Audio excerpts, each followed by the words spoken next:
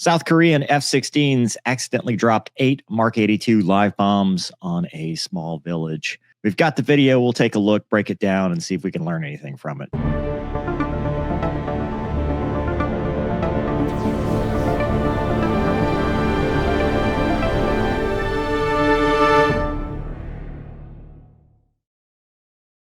So this is OSINT Defender. They've released this footage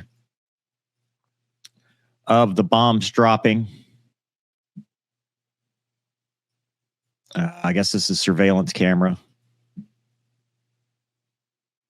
That van is in pair. Oh, God. How did they survive that?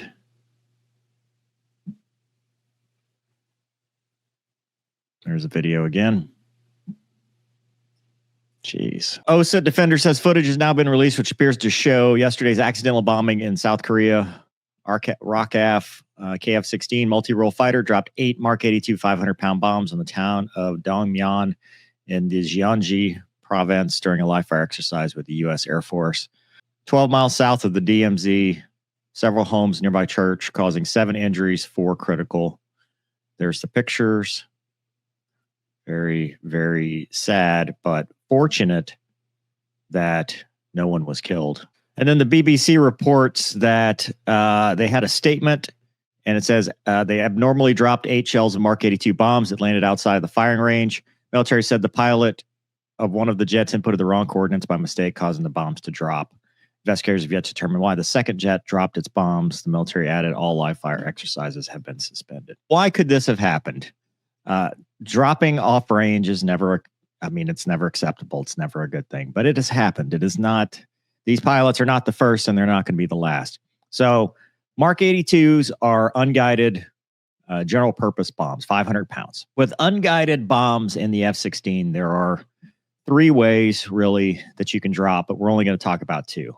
The 2 are CCIP, constantly computed impact point, which is a hot pickle button. And wherever the little bullseye is where the bombs are going to go. And it's computing that impact point constantly. That's why it's called CCIP. That's the name. CCRP is the release point. So it's a constantly computed release point where your pickle button is not hot until it gets the solution to drop on either the coordinates or the point in the system or whatever you have input. Until it gets lined up, it'll not drop. When we used to fly basic surface attack, which is where you would do Mark 82s or BD-33s or whatever, the typical way pilots would fly, and I think this was standard across the board, is you would run around in CCRP, which is that constantly computed release point, because it takes away the hot pickle button. It takes away that hot pickle button so that you can't inadvertently drop off range, because people have done that, right? Because the pickle button won't do anything until you're rolling it on final and it achieves that solution.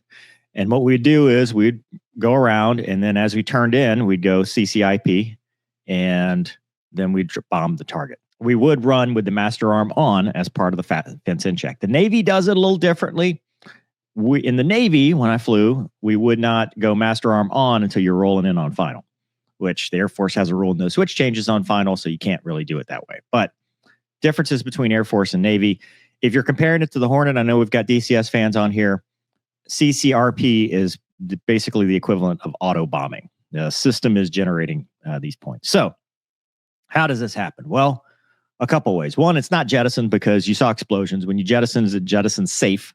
And it is very, very difficult to accidentally jettison because it's a button that you have to push. You have to intentionally push that button. So unless there's an emergency, probably not. And for both jets to jettison, probably not, especially with it coming off live. How could they have dropped off range? Well, there's a couple ways. One, the article points out they had the wrong coordinates. So if the target was near the range, but the coordinates were off and they were dropping CCRP, the computed release point, and it was near where they thought it should be, hit the pickle button, solution comes down, comes off. CCIP usually is a diving delivery, so you're pointing your nose at the ground, so it's easier to identify your target.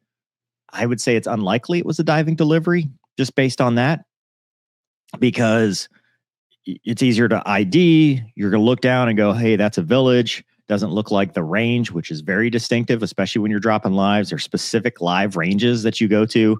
Doesn't look like a village, doesn't look like a town, doesn't look like a church. So my estimation, just looking at this, is they were in some kind of level delivery using CCRP and had the wrong coordinates, according to the article. What has also happened in the past is people have bombed the IP. So the initial point or ingress point is the point where you run in from IP to target, and it gives you your heading to get to the target. It's basically your final attack from one point to another. There have been many instances, even in Korea. In fact, the first time I ever heard of this was about a Korean incident, or a South Korean. It was an American fighter pilot in South Korea, of people inadvertently bombing the IP, right? Because you got 2 points, and if you confuse them, you might accidentally bomb the IP. I've heard it. I've seen it. I've seen it in training with no bombs. It just sometimes happens where you're looking at your lineup card, you get the points confused, and the fact that both jets dropped tells me it's one of those two things: that they had the coordinates wrong, and we're doing level delivery, CCRP bombing on coordinates, or they both bombed the IP and the wingman didn't notice. The wingman was doing something, busy formation keeping, looking for threats, doing something that his or her attention wasn't on what the flight lead was doing. The flight lead was like, okay, we're IP inbound. He said it the point prior. So everybody's thinking this is the target. IP inbound, 3-2-1 pickle, or whatever they're calling, whatever their terminology is in the ROCAF. And the wingman's like, okay, yeah, sure, pickle. That to me is the only way this happens. These weren't LGBs, because if they'd been LGBs, they would see the target in the targeting pod and go, oh, that's church. GBU-38, I think they would have said that. They'd have said GPS-guided munitions. This, to me, is a level delivery, CCRP, and they either bombed the IP or they had the wrong coordinates in. And that's all it takes, one number off. And, you can be many, many miles away. I mean, they said they were 12 miles from the DMZ. I didn't see how far they were from the actual range, but it happens. But it's not good. You have to always identify your target. You have to QC those numbers. It's not the first time people make mistakes. We're fortunate that no one was killed, but it's unfortunate that property was damaged and people were critically injured. I mean, that's unacceptable. But it's just my opinion. I mean, they'll do an investigation because it's obviously a mishap now because people were injured and property was damaged. So I don't know what their timeline is as far as getting a report out, but it's definitely something that, there by the grace of God go I, right? I mean, no one is immune from making mistakes. It's just, we have checks, and sometimes we talk about that Swiss cheese model, we don't break the chain, and either got some pre-flight planning wrong coordinates. Because when you go to the airplane, the F-16 has a data transfer cartridge. I think it might now be a more digital than when I flew, but all your mission planning is done on the ground.